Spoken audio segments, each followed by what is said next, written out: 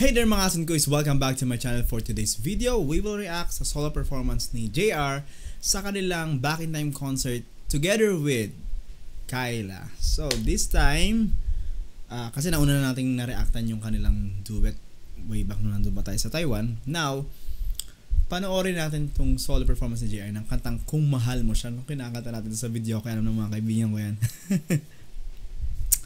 And sunod natin yung kay Kyla naman sa susunod na video. Okay? So, tara, panoorin natin tong Kung Mahal Mo Siya. I'm sure alam nyo to guys. Kasi sumunod to agad sa Bakit Pa Ba? Way back. Okay? Thank you sa nag-upload ng video.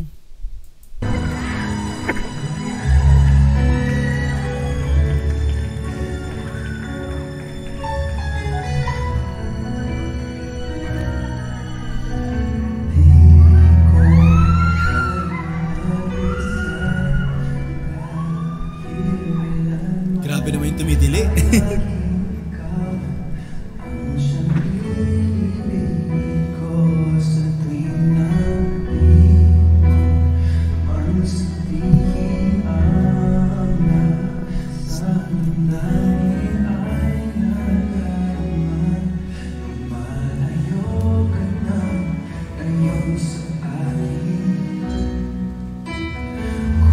May pumasok from backstage, siguro kung may aayusin. Grabe yung boses, no? Parang hindi lumipas ang panahon. Parang it's still the early 2000s na pinapakinggan natin yung Kung Mahal Mo Siya. Sobrang walang naiba. Galing.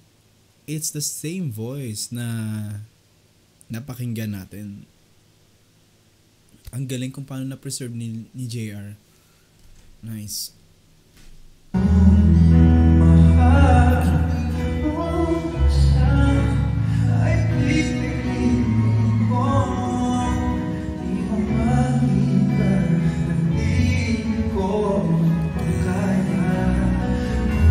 Talaga yung mga unexpected na mga bali kasi ang akala mo kabisado mo na. Hindi, syempre lalo yung mag-iiba depende sa mood, and that makes talaga yung R&B na it comes with how you are feeling that moment, di ba? Ano yung nafe-feel mo that time. So depende yung magiging bali mo dyan. Inaayos yata yung, I don't know kung ano inaayos sa likod, microphone, I don't know. Stand.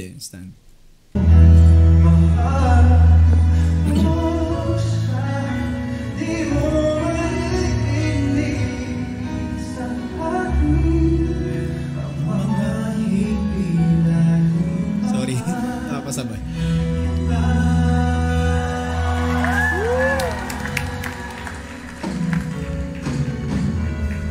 Wow, live band. I think the microphone nga ng drums.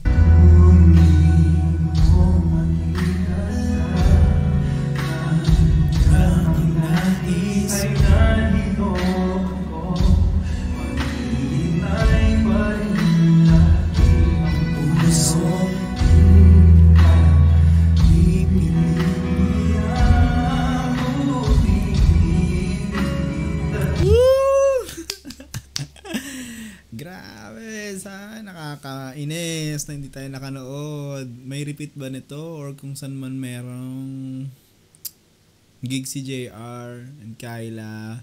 I want to watch. Nood tayo mga asin-kuys.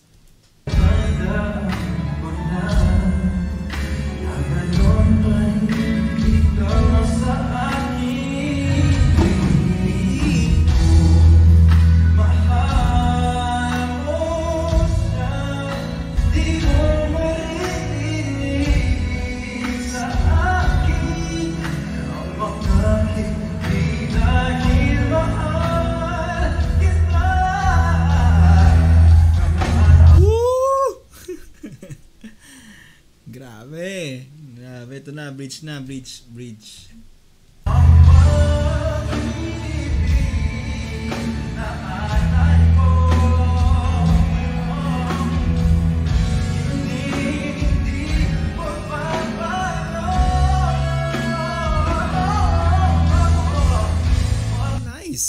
Nice yan, nice. Isa pa.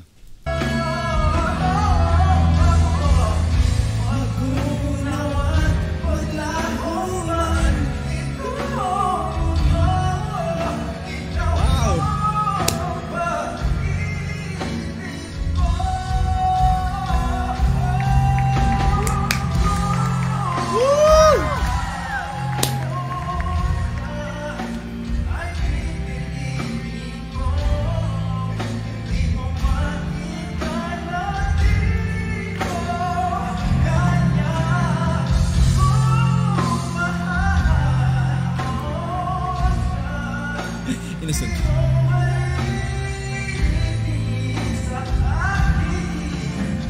Wow, grabe. Matatapos na lang. Hindi pa natapos yung bali ni JR sa sarili niyang kanta. Ulitin ko lang.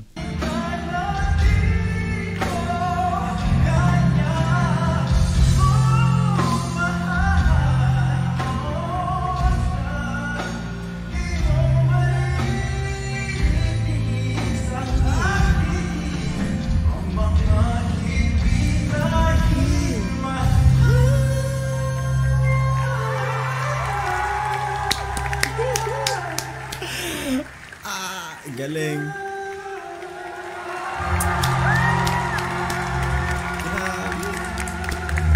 Idol, meron akong album ni JR dito.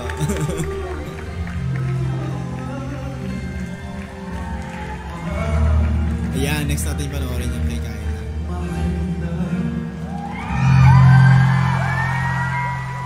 Woo! Grabe! Ay. Yan. Ay, grabe mga atsin ko eh. Sino bang hindi nakakakilala kay JR dito sa Philippines? For sure, kilala niya siya. And for sure, naka-influence siya somehow, especially sa mga ka-age bracket ko dyan. Na bagets, elementary ng mga early 2000s din. Naka-somehow influence sa the way you sing. Kung kumakanta kayo sa video okay or kumakanta kayo on your own. Yung ganyan. Kasi yung estilo na yan talaga, si JR ang nagbigay niya na yun sa mga lalaki. Bakit pa ba niya yung mga ganong rhythm and blues na kulot-kulot, mga bale. Diba? Ay, nakaka-inspire. Kahit nakaka-inspire kumanta eh. That's what I mean. Kahit nakikinig lang ako rito, what more kung nandyan ako noon? Sayang. So I hope there's going to be a repeat. Tingnan natin and manonood tayo. Kasi syempre kahit naman naparoon natin dito ng video, iba ho pag nakikinig at nanonood ng live. Kasi your body can feel lahat ng elements ng performance ng banda, ng instrumento, ng backup vocals, ng main artist, yung galaw nila, the way they project their voice, their facial expressions, mga yan. At saka the venue, the audience, yung feels. Ayun. So, congratulations and it's nice to hear again kung mahal mo siya. So, babalikan ko na naman to sa mga video sessions, Alright, so kayo naman mga asin kuys, ano mong sabi niyo sa naging performance ni JR sa kanilang Back in Time concert together with Kyla for the song Kung Mahal Mo Siya? Comment nyo lang sa comment section and we will read it. Okay, maraming salamat sa panonood ng video na to. Like kayo, mag-iingat. Bye-bye!